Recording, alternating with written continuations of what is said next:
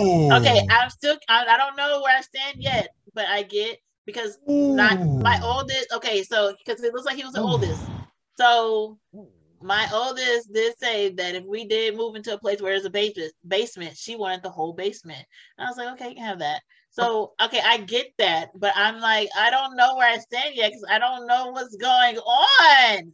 Yo, let me tell you Don't something. tell me what's going on. No, I ain't gonna tell you what's going. No, I ain't tell gonna. me something. I'm gonna tell you Tell something. me. Tell you something. Just let me tell you. All right, let me tell you something, man. Look here. I took psychology classes, you know, some with criminology and all this other shit, right? There was this chapter on body language, yeah. Yeah.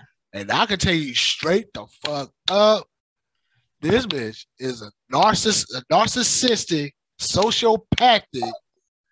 And then she is the one of the best liars I've ever seen. You know why? Because when you mix a little truth in a lie, it points the lie and it all becomes truth to the motherfucker who's listening, but they'll know behind the doors there's a lie right there. Oh my goodness, my head. What is going on? I'm telling you, man. Before the truth points to a lie, it's blocking the lie, though. You know what I'm saying? And it's like, oh well, I think I believe it, but you know, there's something about this not right. And then it just woof over the lie, and it all becomes true. Now, like, you know what? I think she was right. You know what? I think she did right. But you still, if you have discernment and you have the discernment of the spirit, and you also have the king mind to look at a person and know that they the most full of shit motherfucker I've ever seen in my life, yo, man. Dude, the whole mouth movements and cooking the eyes to the right, the whole keep your eyes closed so you will see the person that you're talking to. You doing all this, and so you have to see their eyes, and using dissonant phrases. Yeah, Disney phrases like say me. I'm just gonna use this. What did she say? What that was dissonant phrases? I'm gonna give you an example. What I'm saying. Say. No, I know what it is. I know what it is. But maybe I missed it with her. What did she say? She said, okay, one part she said that boy instead of my son, and then she used his full name. Now, well, my son says such.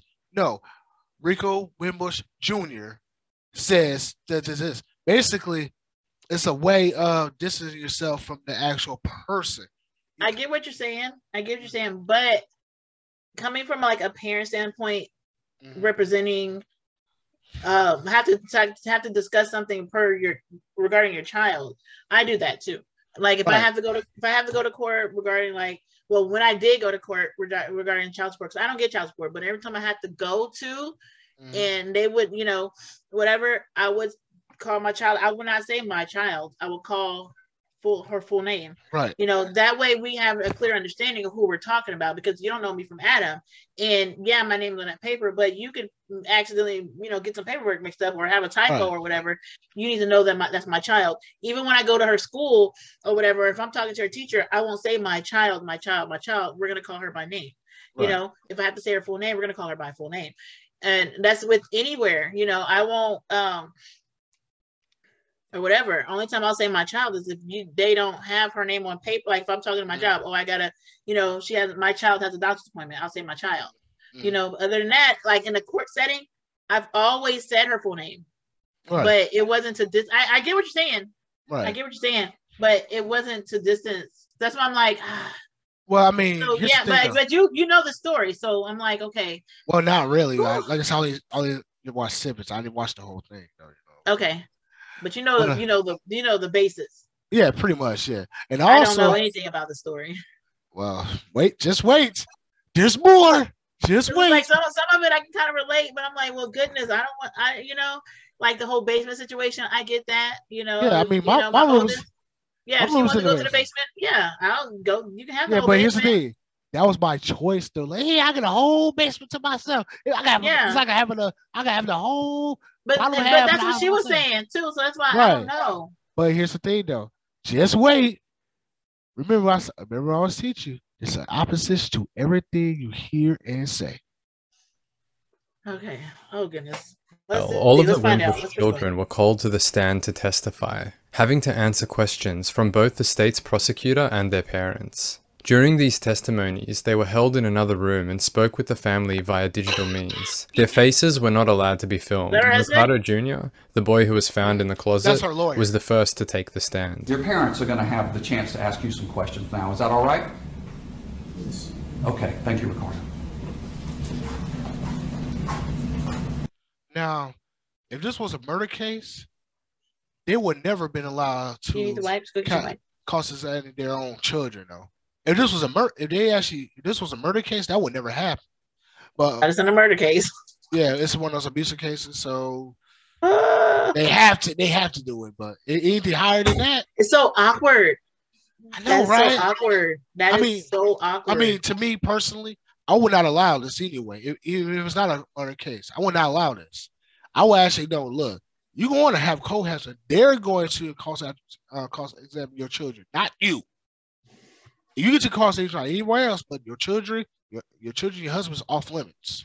Even though your husband's a defendant, just like you. so awkward. Yeah. Oh goodness. Just wait. I know.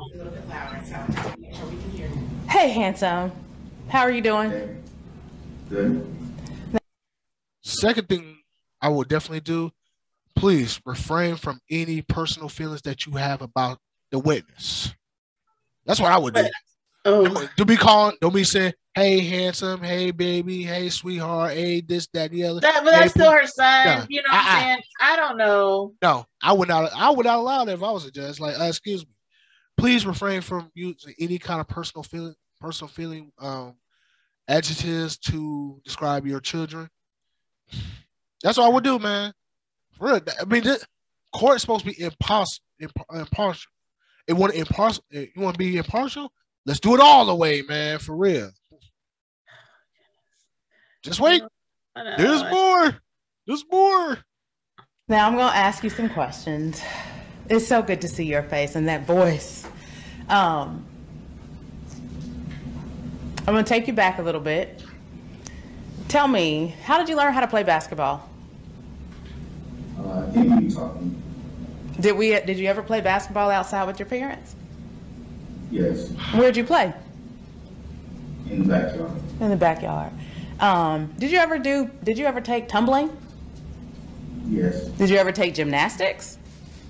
Yes. Did you ever do karate? Yes. Do you remember the place that you did karate at? Yes. What was the name of it?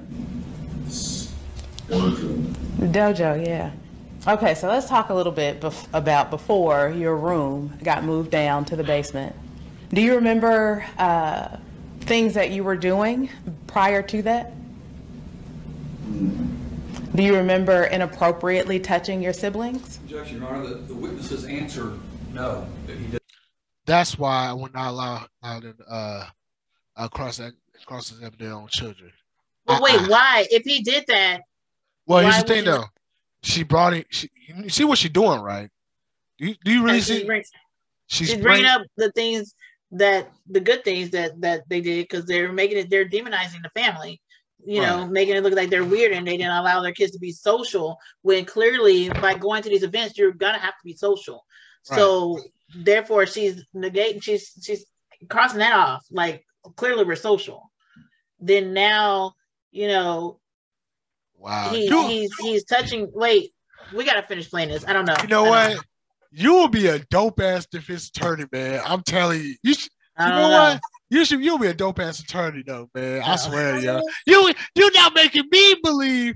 Well, goddamn it, maybe she didn't do anything that bad. You know what I'm saying? Like, wow, you're good. You fucking. Because you gotta come from I'm trying to come from understanding both sides. You know, all sides. You know what I'm saying? Rather than like, I don't know. Because one thing my daddy taught me was you need to hear everybody's story before making a judgment. And so that's what I'm trying to do. You know, I'm trying to understand coming in as a mother, but then at the same time, I do see it could be pain that she's feeling, but at the same time, it could be she's trying to control the situation. But I gotta play it out. I gotta listen to it. I gotta watch it. I don't know. Seriously, you will make man, dude. If I don't know. if Ted Bundy would have had you an attorney, you will make me believe. Well, goddamn, maybe he is incident though. You know what I'm saying? I don't know because I dated a Ted Bundy. He was crazy. The David situation. Oh, wait, he didn't kill 100 women. No, he didn't kill. Oh. He remember he had 2 different lives. Oh, That but Ted Bundy wasn't. the baby. I know. He killed. He was. Then Ted Bundy had a whole family. Yeah. So normal. And then his other side of himself was like murdering people. Okay, now I get what you're saying. You get it? I got it. Yes. I was dating someone who I thought was so normal. Yeah. Oh he had a whole different life. He sure the hell did. Anyway, that's off topic. That's off topic. Let's continue. Did not recall. Do you remember ever doing anything to harm your siblings? Yes. Are you okay with talking about that right now? No. No? Okay, understood. Do you remember being in Florida in the swimming pool at the hotel? Yes. Yes. Do you remember what happened that day? Yes. Okay, will you tell us about what happened that day? I had almost drowned because you had asked me if I had needed help while I was on one of the floaties, and I said no. And I had floated into the deep end and fell off of the floaty. So you remember me asking you right as you were falling, do you need help? Yes. And what did you say? No. Why did you say that and you knew you needed help? Because I wanted to try and do things on my own. And what happened after that? I fell off and almost drowned. And who saved you that day? You did. A reoccurring pattern emerges in Therian's questioning. Dude, she is fucking good, yo. I'm gonna have to rethink my whole strategy. Seriously, she is fucking good, man. I'm like, wow. I feel like I'm in for a surprise and I'm nervous about all this. Because it's like, Yeah, I'm getting don't tell me. Yeah, don't tell me what's going to happen here. Well, see, here's the thing. I don't know what's you going don't on. know? Okay. Because I didn't get to watch that part. But I'm having a real bad feeling about this though, man. No. I'm serious. Because you gotta teenagers, they do things, you know, and they're not gonna be too proud about it and talking about it right away. But they from putting a whole household in danger, from doing things they knew they know that's not how they were brought up, you know. And so right. I'm just saying. Clearly he wasn't brought up of touching his siblings. Right. Yeah, that's true. So, you know, well, maybe. And if that's the reason for separating him from the family, then okay. Oh my goodness! Did I tell you? Because this is kind of related. I don't think I told you. Oh my goodness! So I was watching. I think it was on. Was it on YouTube? I think it was on YouTube. Anyway, I was watching this. It's like a little whatever, and it was about how this. It's not funny. This family, so it was the mom and the daddy, the older son. I think I know he had a younger brother and a younger sister. Right. The older son was around 9 or 10-ish. Mm-hmm. Anyway, he came to his mama one day, said, he says that he felt that he was going to, or he wanted to rape his siblings. He says, I don't care if they fight.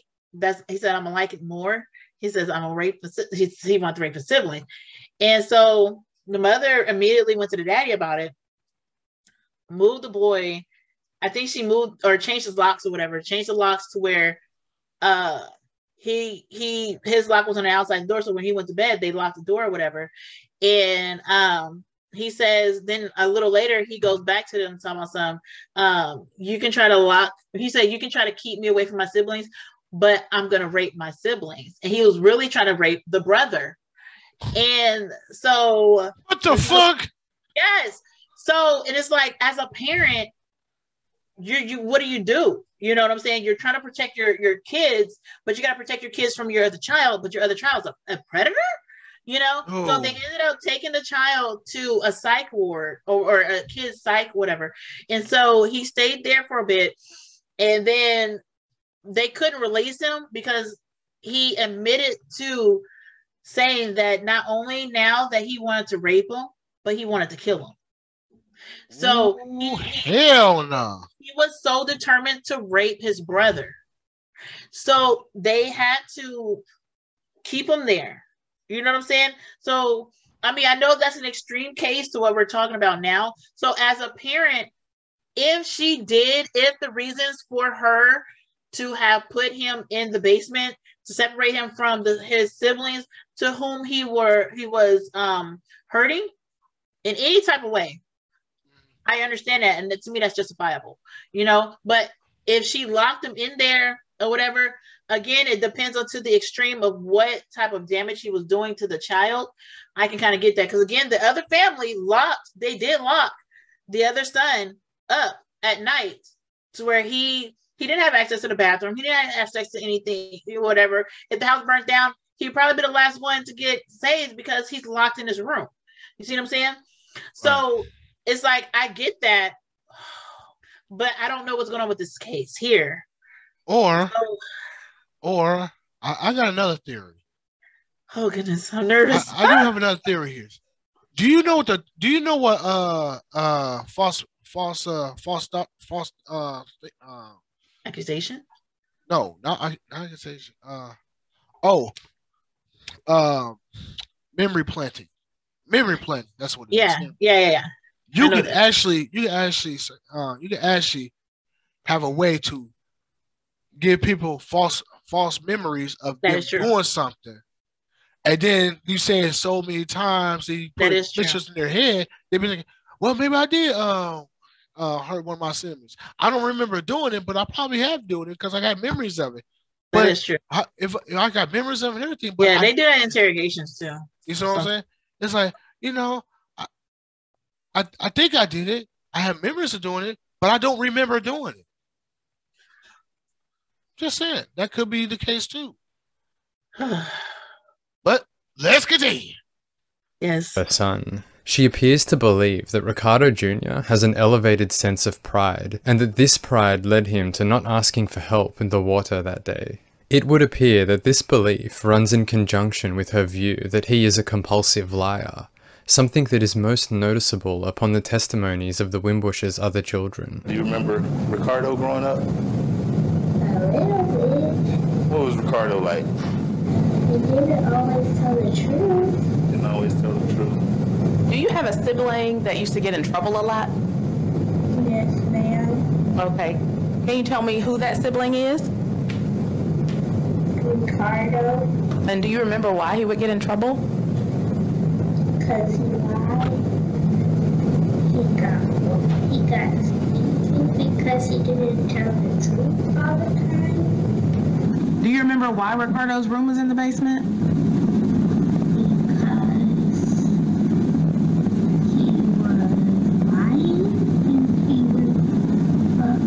Because he was lying. He was what? He was not telling the truth. He was not telling the truth. Was he doing anything else? He was stealing food. He was what?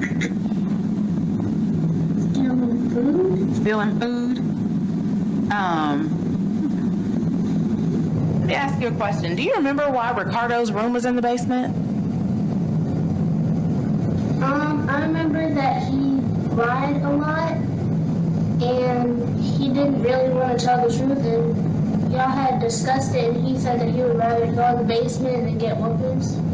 Okay. Very detailed answer. Thank you. Each child that was interviewed said they didn't really remember why Ricardo Jr. had gone to the basement, other than he lied a lot and he got beaten a lot. They say that he chose to go to the basement to avoid future beatings, and all of the children testify to this except for one of their girls. Her name is Hope Wimbush. Hope appears to have a more detailed recollection of why Ricardo Jr. had moved downstairs. Do you remember Ricardo doing anything else? He violated some of our siblings' privacy. And what do you mean by that?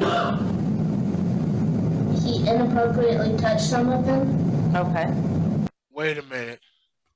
I see where you're getting at with this. I see. I already know. I already know what you're gonna say. Wait a minute. I'm thinking the same thing. Those words are very. It's little so adult. Yeah.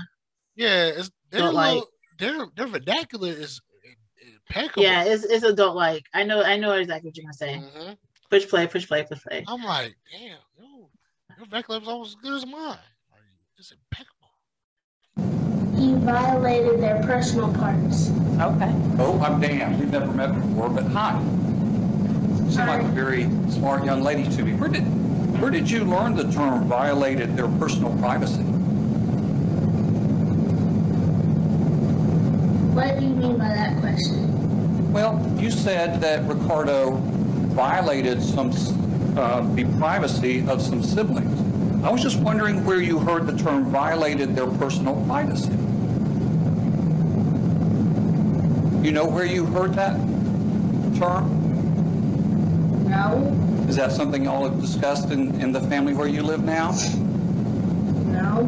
The prosecutor seems suspicious of whether Hope was actually present when Ricardo Jr. is said to have touched his siblings, but he does not press the young girl to dig into these memories. As the trial moves along, there appears to be a confusion surrounding the exact date and reason for why Ricardo Jr. was sent downstairs to the basement. None of the children can really remember an exact incident for when he was moved, and his parents say that he did have a choice to go down there, and that he made the decision to move to the basement so that he no longer would get the beatings that he hated so much. Beatings that he was receiving frequently due to his lying. And the things that it is claimed that he would lie about was taking food when he wasn't meant to, and playing games or reading books without permission, then denying that he did these things. Some of his siblings recall that when Ricardo Jr. was in trouble, he would wet the bed at night, and in the morning he would lie about this to his parents, which would land him in even more trouble. But here lies the confusion. The parents also say that they moved him down there to separate him from the siblings that he was molesting, that they moved him to protect their other children.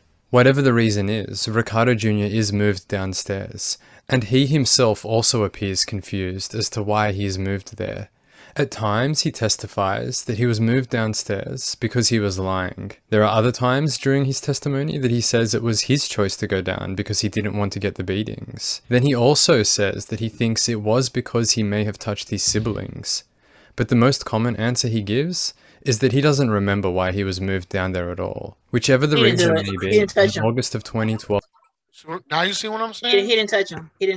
Yeah, he didn't do it. He didn't do that. He may have been lying over petty stuff, and they got frustrated with them. But there was a better way of handling that. I understand trying to make your child be honest, but there's a way better way than whooping and beat. And then on the whooping and beating part, like it's like, were you beating? Because I've heard people use the word beat when it's just a simple whooping.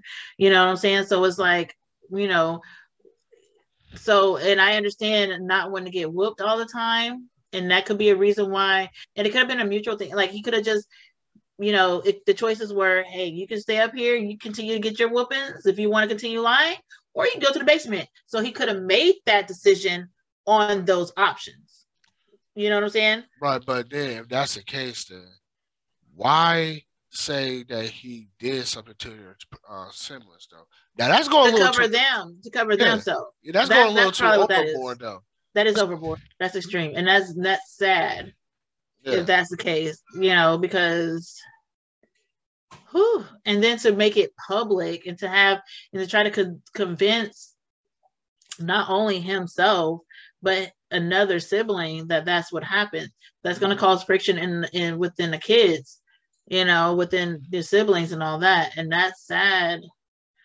Oh boy. Here's the thing. He didn't do it. He couldn't have done it. Exactly. Also, this is obvious he didn't do it. And also, here's another thing too. That's what narcissists do. They plant. Well, yeah, I know. They plant. Yeah, we both know. They plant stories. Go one person, hey, by the way, you know she said she can whoop your ass, and you tell the other person, hey, by the way, she said she can fuck your man, and then now they got conflict together, type shit though. You know what I'm saying? Yeah.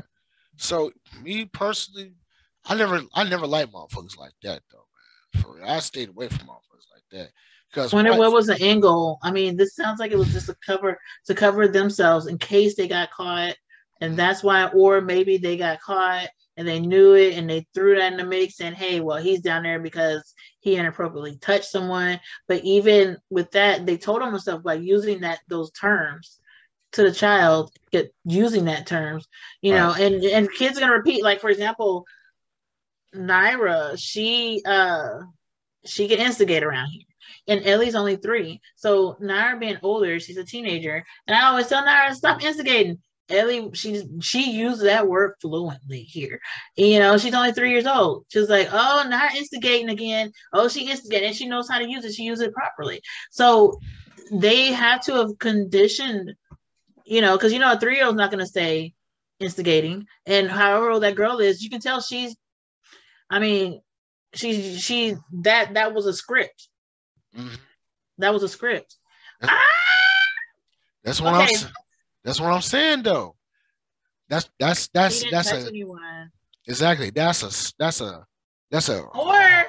or maybe maybe he may have been playing around or whatever, and they took it as him inappropriate. Like, you know, if you're playing around with your siblings or you're playing wrestling, he could have been wrestling with his siblings. You know what I'm saying? Right. And they took that as him inappropriately touching someone. True. Being that the household was strict, you see what I'm saying? True. I hate that. Yeah. Okay, I'm sorry. Go ahead. 12. Ricardo Jr. had begun living in the basement. Did we say that you had to stay in the basement? That your room had to stay in the basement? That's what I remember. Okay. Do you remember having conversations with Mommy about you coming back upstairs? Yes. Yes. So when your mommy would ask you if you were ready to come back upstairs, what would you say? I think I said no. And I'm not sure. Yeah, you did. Do you know why you would have said no? Because I didn't think that you wanted me back upstairs. Okay. Attached to the basement is a small room called the Blue Room. It is a very small closet and is the only other room that Ricardo Jr. would have access to throughout the long days that he would be down there alone. On the wall in this closet, Therian paints the word pride with large letters, and there are a range of smaller printed words around it. Do you remember talking about that word pride that was on the wall? Yes. And the acronyms that were on the wall with the word pride. Will you talk about those? I don't know how much of that you remember at this point, but will you talk about pride, as you said, as acronyms? They were characteristics of pride. Characteristics of pride. Is pride a dangerous thing to have? It depends on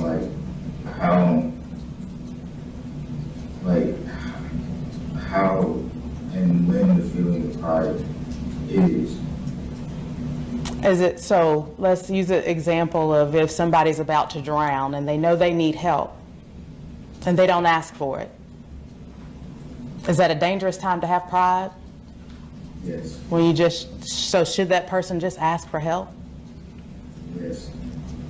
Ricardo Jr. is not allowed upstairs during the daytime and is unable to interact with his siblings or get anything to entertain himself. Sometimes his siblings would come down to visit him, but these events were rather rare. One night, to relieve the boredom, Ricardo Jr. sneaks upstairs and grabs a portable DVD player so that he could watch a movie whilst everyone else slept. Do you remember hiding the DVD player behind the rocking chair in the basement, in your room? Yes. Were you allowed to watch movies? Yes. When we asked for permission. Why didn't you ask for permission to watch movies? Because I was always afraid that you would say no. You were afraid that I would say no. I understand. Did you get in trouble a lot about not asking for permission? Yes. Do you remember the other one thing that you got in trouble for the most? Lying. Will you tell us why you lied, Ricardo? Because I never wanted to get in trouble. You never wanted to get in trouble. Did you feel like the truth would get you in trouble? Yes. So were you doing things wrong that you felt like the truth would get you in trouble? Yes. So can I ask you this? Wait a minute. I just thought about something. I think I know why they're allowing her to cross-examine their children. I think I know. Walk herself into prison. I'm telling you, she's digging herself. They allow her to dig herself, their own grave. And so when they allow her to dig her own grave, it's going to be easy to vote your ass go to prison. It's going to be easy. But I don't know if that happened or not. So let's continue. So wait, that was punishment. So what? So him being in the basement was punishment, right? Yeah. Okay. It's okay. From what I hear, yeah. That's what I'm hearing too. Like being in the basement was punishment. Mm-hmm. Oh boy. I mean, I would think, because I was gonna say I would think that would be more freedom for him because he'll have privacy rather than sleeping in the room with all his siblings. But that's punishment. He had to stay down there. I don't know. That's kind of torturous. I don't know. I'm having mixed feelings. I gotta process it. Go ahead. I'm sorry. There you go. I don't remember. Understood. A few more incidents like this happen, where Ricardo Jr. sneaks upstairs and takes a book and some food, and he receives punishment for both of these. His parents tell him at one point that they wish to use the basement now and he can no longer live in it, so they move his bed into the tiny closet that I mentioned earlier called the Blue Room. This room is barely big enough to fit the bed itself and has one window that looks out into the yard. Ricardo Jr. is told that he is not allowed to leave the room without his parents' permission. One night, again, Ricardo Jr. sneaks upstairs to get food, and on this occasion, his father catches him in the act. This results in a severe beating using a belt, where he was hit between 30 and 40 times. Due to this incident, Ricardo Jr. is afraid that there will be more consequences to come. So the next night, on August 22nd, 2012, he takes a sleeping bag as his only item and runs away from the house. After wandering aimlessly for 45 minutes, someone spots him hanging around the front of their residence and contacts the police to report a suspicious person. Well, where you look? Did they say 10 or he couldn't have been older than 10? How old was he? They mentioned maybe 11 or 12 because that's what he's looking like. That's what he looks like, right? Okay. Yeah, like 10, 11. I mean, I got a question though. If they're doing all this good stuff for this child, right? Why is he stealing food from his own crib though? Because I never had to steal food, my own shit. You know, man. Well, maybe there was like a time limit. I know growing up in my household, like it was called kitchen clothes. On kitchen clothes, you couldn't eat. It didn't matter if you were starving. That meant you decided not to eat dinner. But see, here's the thing. So I don't know what's going on with him. But here's the thing, though, man. My mom used to do that. You know, hey, I'm not cooking anything tonight, but we always got these pizza chips and these cookies and this ice cream. But did y'all have a time limit that you're like you had to stop eating? Like no, we did. We had a time limit. Once the kitchen was clean and everything was put up, at that point, no one else could get food.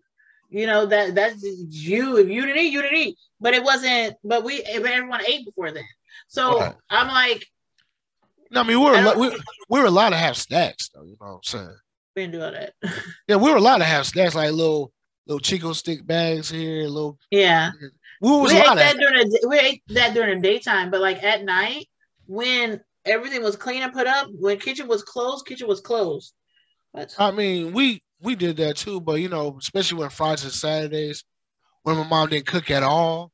It's a tradition back in Mississippi where they cook Sunday through Thursday, and Friday and Saturday.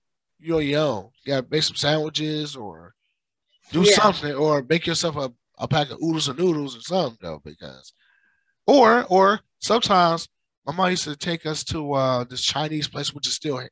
No, actually, no, it's not. They closed like a couple of years ago. And I've been eating here since I was like 8 years old, though. You know what I'm saying? Yeah. And so, you know, that was tradition. We go to Chinese food or this and that and the other. We didn't eat McDonald's till we was like 13 years old. So, you know what I'm saying?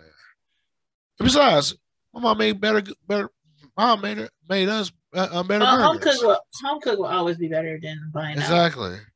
But you know, and we want to be like the little kids, like, yeah, I want McDonald's, I want McDonald's. But then I got disappointed, like, this is bullshit. Man, my mom's burgers were bigger than that goddamn quarter pounders. That is true. Like, this is bullshit. This is crazy. No, let's continue. Yeah. I saw the kid walking down the road with a sleeping bag. I made contact with him. I asked him, first off, what's your name? He said, I don't know. I said, okay, where are you coming from? He said, I'm coming from an orphanage.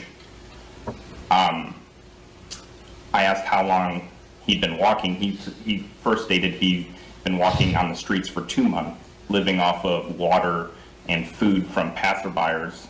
He gave me the names of Mike Darvin with a date of birth of 9/13/2012, Mike Darwin, 9/13/2012, and Kashawn Richards, 3/11/2000. Upon running these in GCIC, which is our database, I was unable to get any kind of information about the kid's identity.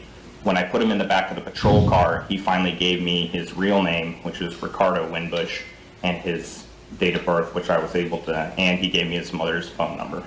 I contact the mother, and I advise her, hey, I have your son on the side of the road. He's giving me a false name. I need you to come claim custody of this child.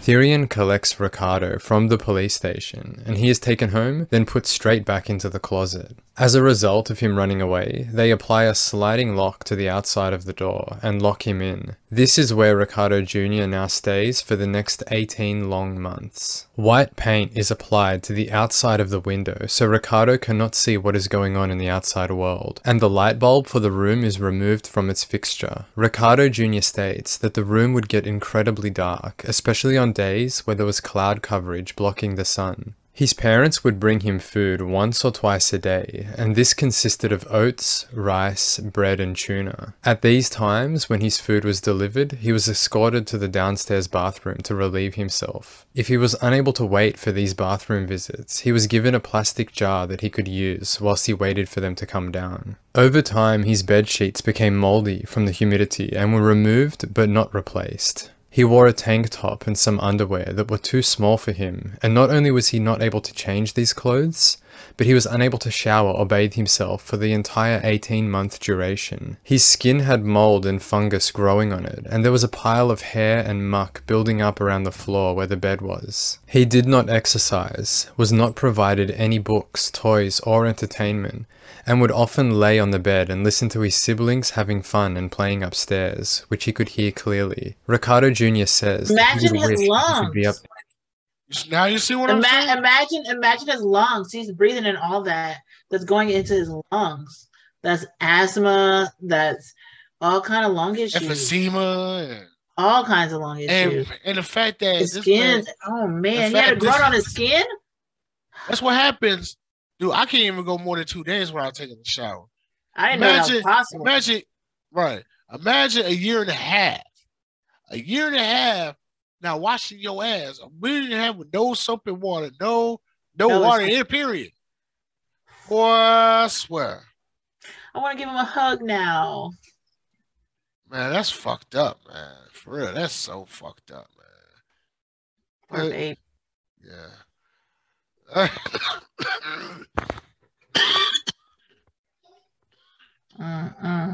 right, let's continue with these children and this. Oh my god, man. They're playing with them, and for that entire period in the closet, he didn't see his siblings once. His muscles deteriorated, and he suffered from a severe lack of vitamin D. Due to boredom, he would scratch at the paint on the walls, which damaged his nails, and doing this landed him in more trouble with his parents. The only stimulation he had was that word pride written on the wall, with the many words related to it surrounding. Whilst Ricardo Jr. is on the stand, his mother continues to question him about this period of his life when he lived in the closet. Do you remember your mommy calling you handsome? Yes. Do you remember your mommy calling you phenomenal? Yes. Where did you come up with the estimate that your room was in the basement for 2 years? How did you arrive at that estimate? It was just a guess because I didn't know like time and stuff from being in that room. Okay. Are you afraid of your mommy and daddy? No. Do you remember your mommy ever telling you, Ricardo, you can't stay down here forever? Yes. You said that you wanted to be upstairs with everybody else playing. Couldn't you have just told mommy and daddy that you wanted to come back upstairs? I could have. And you didn't? No. That's all I have. Thank you so much. I love you, handsome. All right, Mr. Mayfield, redirect. No, Your Honor. It is unknown who reported the call, but the child abuse hotline was contacted and tipped that there was a child who was being kept in the basement closet of this house. On the 15th of June 2014, a Department of Family and Children's Services representative visits the residence. She invited me into the home and ushered me into an office that was right by the front door. And then she told me Mr. Wimbush would be right there. And so Mr. Wimbush came and the three of us sat in the office and talked for about 2 hours. Mrs. Wimbush reported that she followed Jesus for 8 years, and Jesus taught forgiveness. And at some point she decided that Ricardo did not deserve forgiveness anymore. And so according to her beliefs from the Old Testament, when someone commits a sin, they should be separated and they should have to pay restitution. So he was sent down to the basement to separate from the family as a punishment. Well, one goddamn minute. Hold up. So wait a minute. So maybe it's me. Correct me if I'm wrong, but that separated from people. That's only for motherfuckers who got a leprosy and shit. That's only for leprosy. Well, back then it was leprosy, and if you were on your period. Yeah. But sick, being sick and all that, being leprosy, Right. So basically, they as an analogy stoned him though as a punishment, because every time he quote unquote lie, he get a whooping. That's like being stoned. What the hell? Yeah, think about it. Well, only difference is a lot of parents will punish their child however they see fit or whatever when their child lies. You know what I'm saying? Because you're breaking trust between a parent and a child. You're breaking that trust, and you're gonna need that trust. You're always gonna want that trust from your child. So I understand punishing your child, but not to that extreme. I think they should have. Right. I just think a lot of things should have went a different route, but that was their household. You know. No, but I was with when I was a child. I didn't like that shit. So he was a compulsive liar, though, and I don't. But he needed therapy to figure out why. No wonder he was a compulsive liar with these damn parents. I know, but he needed therapy to figure out why.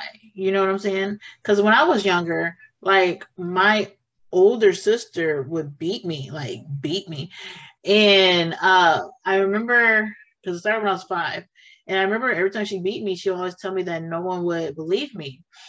And I remember when I was 10, I was tired of it, so I went and I tried to tell. No one believed me. So when that happened, because there was a lot of other stuff going on with that, like a lot of things she was saying, and when that happened, it sunk in that no one's ever going to believe me. I didn't start lying, but what I did was I stopped talking. And I stopped talking as far as people ask me about what happened. Well, I just figured no one would believe me, so there's no point of saying anything.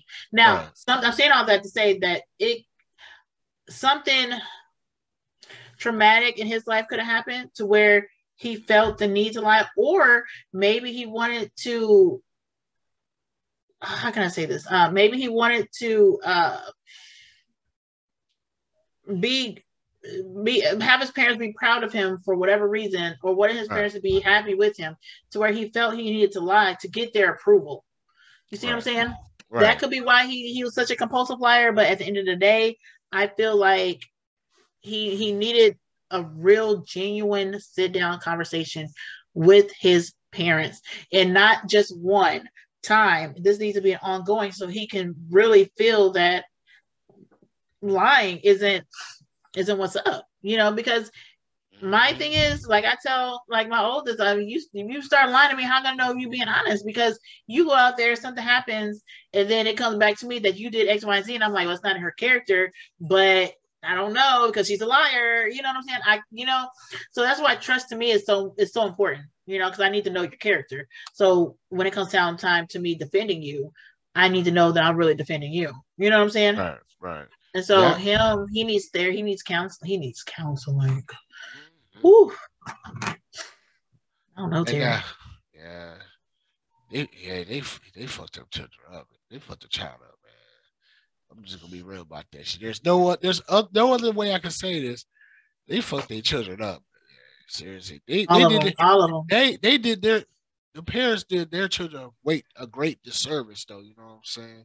How the fuck he's growing up? How the fuck he's gonna even trust the woman he's going to be with? Right. Damn. We hadn't even got to the daddy part too. Right. Oh boy, man. I'm just like, this is insane. For his behavior. Did she indicate to you how long that he had been in the basement? She said she wasn't exactly sure. It was maybe about 2 years or 18 months. When we talked about education, I asked specifically if the child was receiving any schooling. And Mrs. Wimbush said he was being taught ethics because that was what he needed to learn, and that he wasn't receiving any other kind of math or English or any kind of other schooling while he was there, since he violated the rules. All right.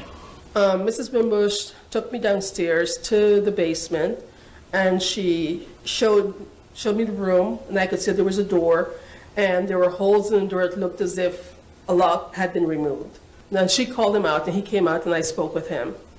And then I observed the room, and I asked him if I could take pictures of him in the room, and he said I could, and so I took pictures. He said that he was disobedient, and that he deserved to be down there, and he was really hoping that he would be able to reintegrate into his family in October of that year, which was about 4 months later, because the family was having a Hebrew feast in October, and his mom told him that if he was really good, maybe he would be able to rejoin the family in October. And he was very hopeful because he wanted to see his siblings. Ricardo Jr. is taken from the home where forensic and psychological interviews are conducted. I asked him where he wanted to go. He said he wanted to go to Burger King. And so I took him to Burger King and I asked him what he wanted, and he said he wanted the Whopper. So I got him the Whopper meal, and we went through the drive-thru, and I was driving him to his placement. And he ate that he ate every crumb of that meal, and he wouldn't speak while he was just eating. He seemed just really excited to have that meal, and he ate every crumb of that meal. And when we got in front of the building, there were 5 concrete steps that went up into the building, and he stopped, and he looked at the steps, and he really paused and thought for a little while, and then he held on to the rail and really made an effort to negotiate how to climb those 5 steps up into the building. He told me that he had inappropriately touched 3 of his siblings, and his mother told him that his mother had made the decision to keep him away from his siblings as a result of that. I questioned him about whether he had in fact done that and what he remembered about that. He did not appear to have any recollection of ever having done anything like that, but it was something that he was told that he had done. Ricardo Wimbush Jr. absolutely wants to go back home to his parents. And sometimes when you speak with him, he would even be willing to go back to the basement and back to being locked in the basement to obtain that outcome. He did have an evaluation subsequently about sexual interest, and there was nothing abnormal the psychosexual evaluation was normal. So he showed no deviance, no predisposition Right. to molestations whatsoever. Correct. That he didn't, yes, that's correct. There was nothing later that suggested that he was at any risk for doing such things in the future, was really what it was for. Okay, do sometimes smaller children engage in that activity without any sort of malicious intent? Yes. Yeah, I mean, it's, when I was a kid, they called it playing doctor, and it was quite common, and is, in fact, quite common still. 11, 12, 13. Playing doctor. No, playing doctor is like getting bumps on your face. No. What are you doing? Fingernails. Playing doctor was, I want to check your heart. I want to check, your pulse. I want to. Yes, I played doctor too. Okay, I guess I don't get it. Basically, you're pretending to be doctor and a patient, though. You know what I'm saying? Checking your heart. Like, they have these little toy stethoscopes. Stethoscopes, yeah. That's playing doctor. So what does that have to do with sexual? It's one of those exploratory exercises, or whatever the fuck they call it. So you get butt naked? Do you get naked? No, not naked. Like, like how kids touch each other, they're exploring. Well, that's what the fuck they call it, though. I never did no bullshit like that. But, did you do that? What, exploring? If that's what you want to call it. When you was a kid, did you play doctor? Did you play doctor, Terry? I don't even remember, though, to be honest with you. But were you the doctor or the patient, Terry? I don't remember. That's what I'm saying. I don't remember. It's basically like, you ever heard the game Hide and Go Get It? I've heard of it, but I never. It is what it sounds like. Hide and go get it. Go to bed. Put this on. Go to bed. Go to your bed, or go lay down on the couch. Basically like hide and go get it. The girls hide, and the boys go out trying to find the girls, and it's always That's so weird. But these are the games that was played as kids, though. You know what I'm saying? I don't know. I mean, that was kids. You know what I'm saying? They did that shit. Who came up with these games? It's probably well, you have to. Yeah, it's like so far back, it's pitiful. It's back in the BC days, that's how far back it goes, Okay. Yeah, the Roman Empire days. Them shits. Oh, good gracious! I don't know. The Kinetic Empire, the Greek Empire. Yeah, it goes that deep, that deep far, man. I'm sure it went that deep. It was no serious. Remember, even the Bible says there's nothing to do with the sun. Yeah, I know. Not a thing is new. So they was doing that shit back in the day. They was doing that shit when I was a little kid. They was doing that shit back in the 1800s, 1700s. Yeah, it goes far back. How you know it went all the way back, Terry? I told you I love information no matter where it comes from. Okay, Terry. I don't know. Really, Terry? All you gotta do is look this shit up yourself, though. You know what I'm saying? Oh my goodness! I'm telling you, these were children. These were.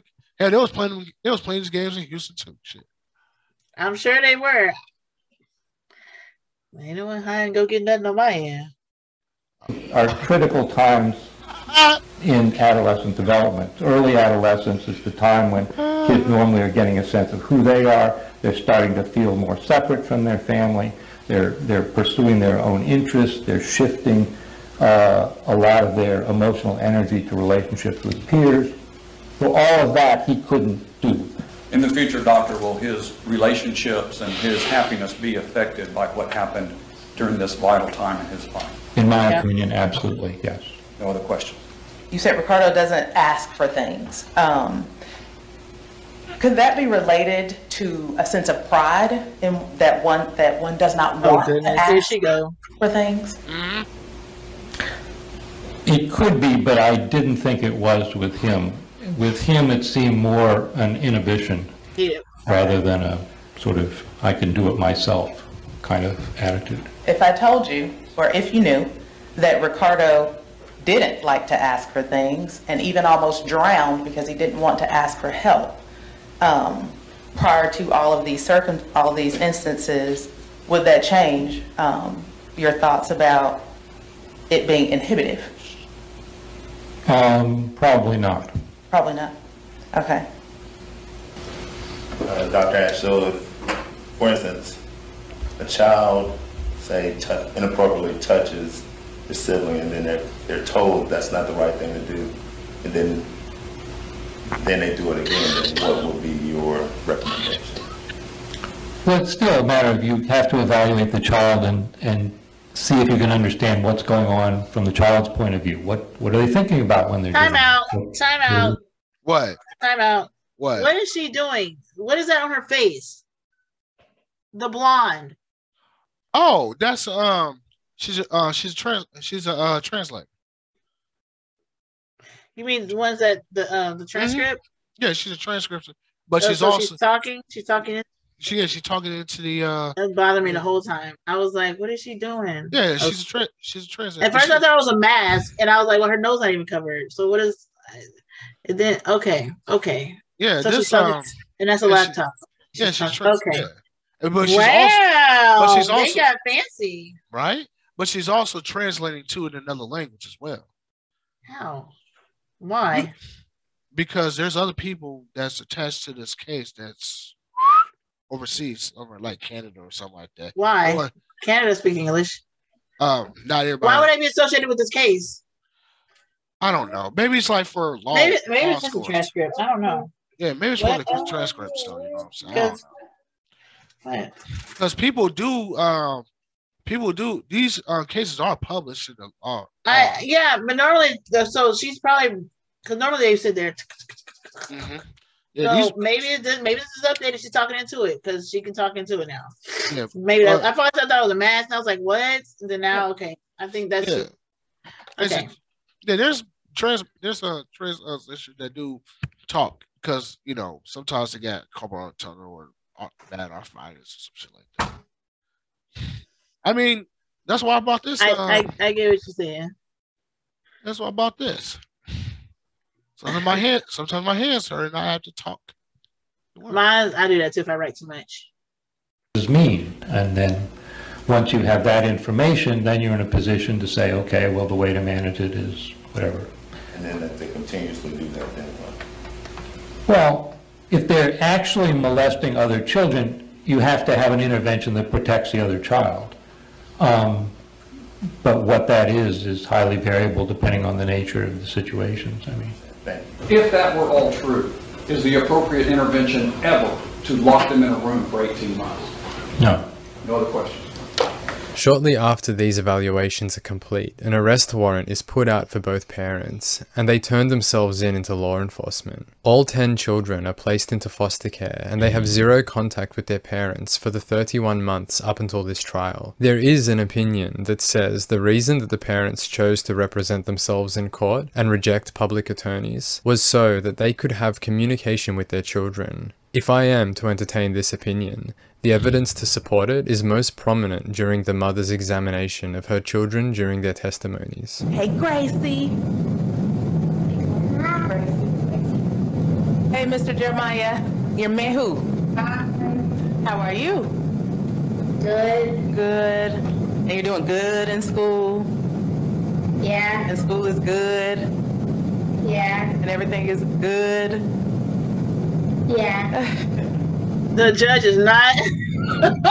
You see that look she gave The judge is annoyed. She's like, what? What? That's what I'm saying though. They should not allow that, man. You notice this is a manipulation tactic right here. She uses a personal names of their relationship and say, "Hi, sweetie. Hey, crazy. Hey, beautiful." But she's a mother. Still, right, she's a mother. And she still have that loving with them. I understand where you come from. Okay. But it's like it could be a thin line. She could be doing it genuinely too. Because you gotta think about the kids. Yeah, what they say is gonna, play a strong hold on her future. But too, she knows this is probably the last time for a while that she'll be able to, whatever. And then for them to have this have a positive look for before she leaves is important for the kids too. I'm saying because they're young, they don't understand what's going on. Understandable. But they now know that she was close to these people, close to their children, because Simplified the Manners. Yeah, she was. Let's see, what was that? The girl who was reading the lines or memorized. Yeah, it was inappropriate contact. What? I'm sorry. What 6-year-old or whatever her age is that's under 10? How do you know those words? Mm-hmm. I didn't know those words. I mean, that girl was coached. Mm-hmm. Now I can see if I was in the second grade or third grade, you probably would know those words, unless you were like me at first grade. I was reading at a ninth grade level, but still. But yeah, just saying. Oh boy. Do you remember which one of your siblings at home, when you were at home, which one of your siblings used to get in trouble a lot? I don't know. You don't know? Did you get in trouble a lot?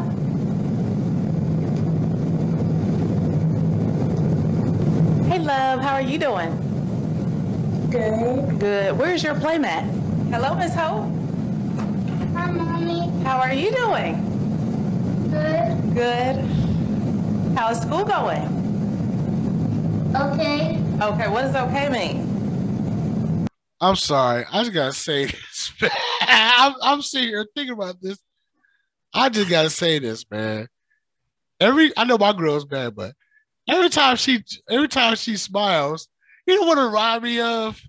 Oh goodness. What? You ever see that movie Tales from the Hood? Terry. I'm sorry. This ain't no funeral home. This ain't the dino. Welcome to hell, motherfucker. She is so beautiful. So mean.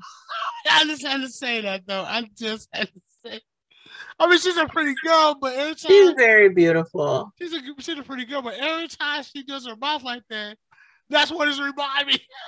When she smiled? No. When she smiled, she had that cricket around her.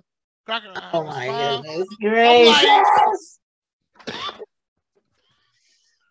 I'm like, please. You're a pretty girl. Just don't smile like that, man. Don't. Stop it. Stop it. Otherwise, I have to roast you over. Roast you. I'm telling you, that's what she looked like, though, for real. Goodness, Terry. I'm sorry. Push play. I'm pushing play. I got 1 C. You got a C? Were you disappointed about that? Okay. Know how that feels. Hey, Isaiah. Hi. Hi. Are you okay? You need some water? No. A day after being taken from their parents' custody, a large lump is discovered on the abdomen of the child that now sits on the stand to testify. Isaiah tells the court that whilst he was under the care of his parents, he had told them and his siblings many times about this large bump that bothered him very much. He states that he was never taken to a doctor or a medical expert to investigate what it may be. The parents claim that the bump wasn't large at all when the child was living under their care, and seem very surprised at their son's testimony. This confusion can be most prominently seen on Therian's face, as her husband questions the boy about the size of it. Could you describe it with your hands? Like this? Then she's doing it again. She's doing it again. She's smiling. She's doing it again, man. I'm like, she is smiling. I don't know, man. There's something about that smile don't look right to me, though. I'm just saying, there's something about that smile. She's seeing her husband interact with their kids. She's happy. No, I mean, I'm just saying. I understand all that, but she could have done this outside the courthouse. Actually, no, she couldn't. She's kind of locked up right now, so. No, I mean, before all this shit happened, she probably was. Well, we heard. God damn it. But there, it's just that smile. There's something wrong with that smile. Oh my goodness! And I'm not talking about the gap or anything like that. I know. I'm speaking on a spiritual sense. Like there's something wrong about that smile, though, man. I don't trust that smile. Trust it. That smile has some behind the scene things going on down there. Goodness.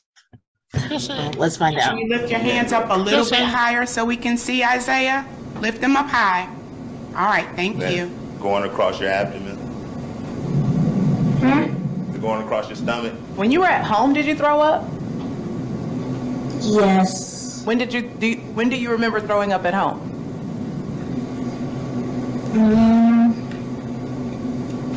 7. When I was 7. Do you remember being sick at home?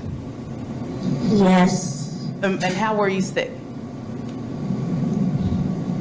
I just kept on throwing up. You threw up at home? Okay. Did you throw up in your bed, or where'd you throw up? In the bathroom. Okay. Do you remember Mommy asking you about that bump on your tummy? No. Do you remember Mommy let me change my question. Do you remember Mommy asking you if that bump bothers you? Yes. Do you remember Mommy asking you if the bump hurt you? No. Do you remember when you took a bath that Mommy always asked you about, does this bump bother you? No. You don't remember? Wait a minute. They should have been taken to the doctor. Wait a minute. He should have. Oh my goodness. Wait a minute. First they said, well, we didn't notice the bump there. Now they're saying they saw the bump. Well, I think they said they didn't know that it was that large. That's what I heard. Maybe. Oh yeah, that's what I mean. Yeah, that's what I heard. That they didn't know. They weren't aware of the size. But still, for something being a foreign object being on your child's body or your own body for a length of time, at some point you need to go get it checked out. Right. It shouldn't go on too long. That shouldn't go on. Like if it's a bump, I don't know if it's a regular, like a bump, a pimple. I highly doubt it when there is a, okay, that's normal. But as a like if it looks like a lump, and I understand them not wanting to go to the doctor on every little thing, because I'm the same way, because as a Black family, or like me, I know from personal experience, these people are quick to call on you for stupid stuff, or, I mean, I've never had CPS in my life, but I know that, I've been questioned simply because I'm looking out for the welfare of my child, and then it's like a lot of times the doctors don't care, or they don't trust you. I've had times where, for example, Naira, when she was young, I kept saying, things. I took her to, I can't even count how many doctors, at least between 15 and 20 doctors. All because her ears, she couldn't hear. I was like, my daughter's not hearing. She can't hear. She's going, I was like, she's going deaf. I've had doctors telling me that I'm making it up, I'm crazy, or I'm not a doctor, I didn't know what I was talking about, or if I bring her in again, they're going to have to call CPS, or because but kind of find out, or no, they kept saying it was allergies and stuff like that too. Come to find out, when I demanded to see a specialist, because it got to the point she went completely deaf in both ears, I demanded to see a therapist. I'm not therapist. I demanded to see a specialist. I went to the specialist. He was like, any doctor should have had you come in to have surgery. He was like, there's no medication in the world. She needs surgery. She needs surgery now. And I told him, at that point, she was 4. She's been dealing with that issue since birth for 4 years. So it's like, I understand not wanting to go to the doctor, but at least make the attempt. You know what I'm saying? To where if something like this happens, it doesn't fall on you. It falls on the doctors being neglectful, And so, yeah. But they should have took their child to the doctor. Well, I'm sorry. I would have had to sue that doctor or stuff, because of you was negligent like a motherfucker. And it's not even about. It was not even about the money though. It wasn't even for Naira's situation. Is that what you're talking about? No, I'm talking about it wasn't even just one doctor. No, I literally took her from doctor to doctor to doctor. And I did the same thing with me. That's what I'm saying. Like when it comes down to us going to the doctors, they look at us as we're a joke. You know, with me, I'm vitamin D deficient, and I didn't know this. It's to the point to where I have symptoms of someone with RA and someone who has lupus. I went to again, I can't count and tell you. I went to different doctors for about like 2 years straight. Continue. Like every time they'll say nothing's wrong with you, they'll do all this tests and everything, blood work. Doctors again told me to my face that I'm making it up in my head. I even had to a point to one doctor saw my hands it went from my pinky all the way to my thumb. Each finger, I was sitting there and I was like, yeah, my fingers, they'll just swell up and they'll hurt. You know, I was like, matter of fact, I was like, he's doing it now. She sat there and saw each finger swell up. Test results came back. Negative. But see, the thing is, she went behind my back and tested for HIV, which I'm like, you can test me for that. That's fine. But don't say you're testing for one thing and then go ahead and test for this, you know, or whatever. So anyway, she tested. So rather than her testing for, she was supposed to test for lupus and RA. Rather than her testing for lupus, she tested for HIV. You know, and then everything came back negative, and I was like, and I said, well, I'm not understanding if, you know, well, what's going on with me? And I was like, she said, oh, you're making it up in your head. And I had to, because we'll just be an email or whatever, message. I messaged her back. I was like, there's no way I can make it up in my head when you saw yourself, my fingers are swelling up. That doesn't make sense. It's because I'm vitamin D deficient. I'm vitamin D and B12. And at that point, I was in critical to where she should have sent me to the hospital. And so, and again, I went 2 years bouncing from doctor to doctor to doctor because no one wanted to take me seriously, you know? So, but in their case, they should have went to the doctor. But yeah, I understand not wanting to go because it's just so hard to find a doctor who cares. It's so hard to find a doctor who would try to understand. So I get not wanting to go. But when it comes down, especially to your child having a lump, I would have took my baby to the hospital, or not to the hospital, to the doctor, made an appointment, checked it out, you know.